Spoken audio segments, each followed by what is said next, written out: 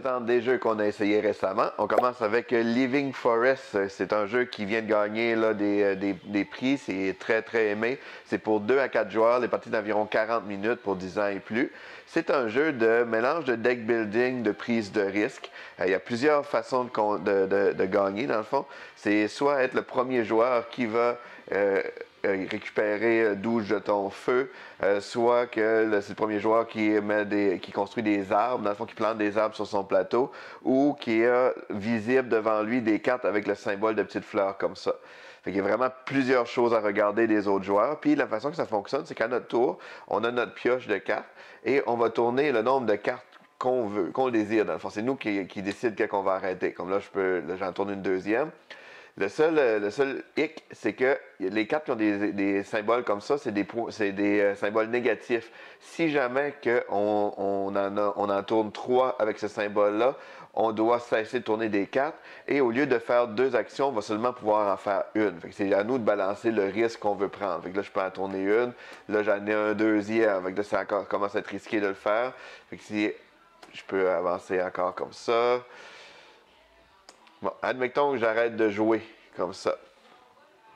Tous les joueurs font ça en simultané. Ensuite, on a le droit, comme là, j'ai le droit à 2 actions parce que je n'ai pas dépassé 3 symboles comme ça. Si les actions qu'on peut faire, mais ils sont un peu établis aussi sur la ligne. C'est pour ça qu'on les met toutes en ligne comme ça.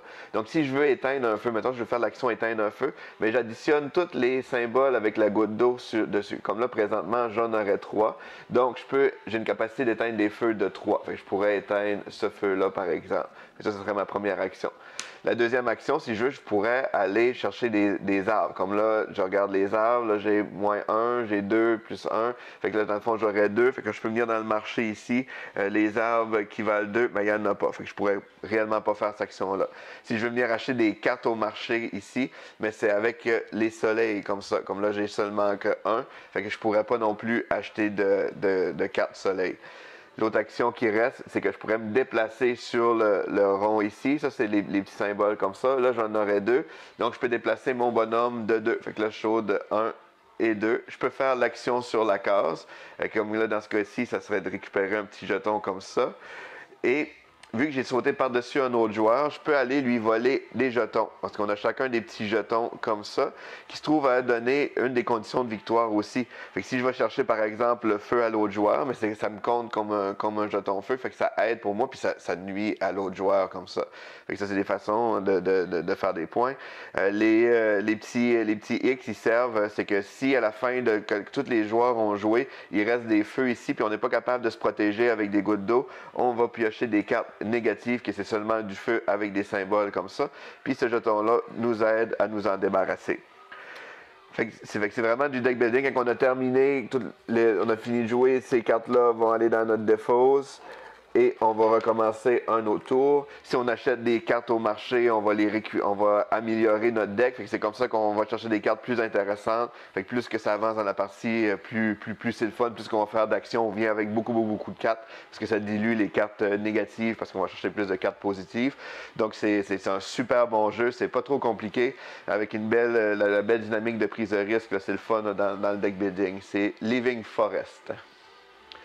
On a aussi essayé Harry Potter, l'ascension des Mange-Morts. C'est un jeu pour 2 à 4 joueurs, 11 ans et plus. Les parties, c'est environ 60 minutes.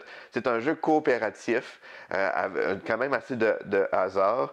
Dans le fond, le but, ça va être d'attaquer Voldemort, puis en allant recruter des personnages qui vont nous aider. Fait qu'à notre tour, on a chacun, en fait, c'est quand même asymétrique. On a chacun un clan. Ça va nous dire les dés de base qu'on peut prendre.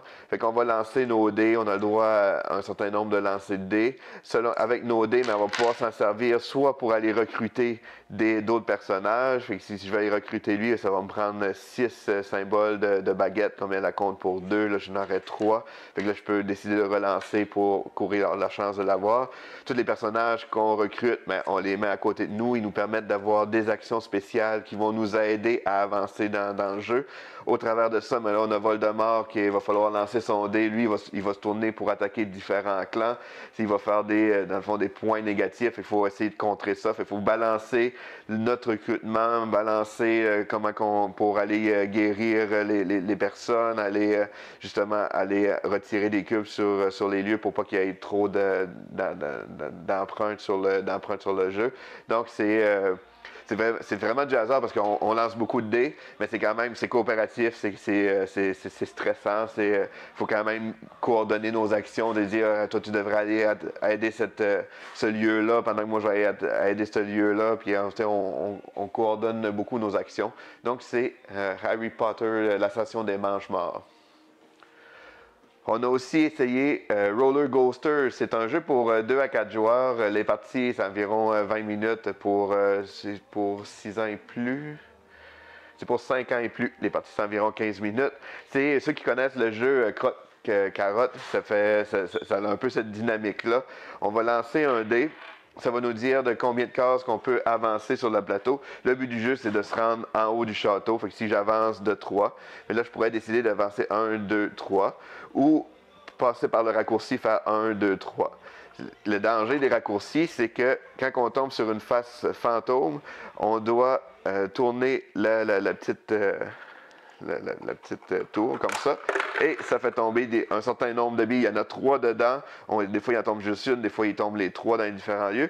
Et là, comme là, mon personnage est tombé ici. Donc, au prochain tour, je vais recommencer à avancer à partir d'ici, comme ça. Fait que c'est super drôle. On sait jamais à quoi s'attendre comme tel. C'est un jeu de hasard familial. Donc, c'est bien. C'est Roller Coaster.